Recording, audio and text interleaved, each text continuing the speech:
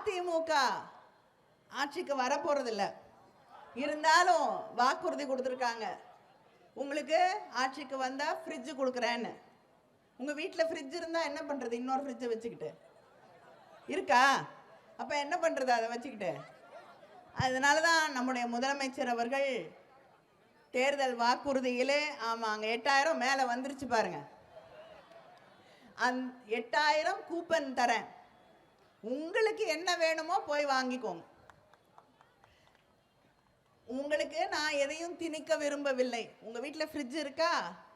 Mixie வேணுமா வாங்கிக்கோங்க, grinder வேணுமா வாங்கிக்கோங்க, பழைய டிவி இருக்கா, புது டிவி வாங்கணுமா, 8000 ரூபாய் கூப்பனை கொடுத்துட்டு டிவி, பழைய டிவியை கொடுத்துட்டு நல்ல டிவியாக வாங்கிக்கோங்க, பெரிய டிவியாக வாங்கிக்கோங்க. அதனால உங்களுக்கு எது தேவையோ, வாஷிங் மிஷின் வேணுமா, ரொம்ப நேரம் ஆகுது துணி துவைச்சு முதுகு வலிக்குது இல்லையா, வாஷிங் மிஷின் வாங்கணுமா வாங்கிக்கோங்க. உங்க நேரத்தை மிச்சப்படுத்த நான் இருக்கிறேன் என்று ஒரு சகோதரனை போல நம்முடைய முதலமைச்சர் அண்ணன் தளபதி அவர்கள்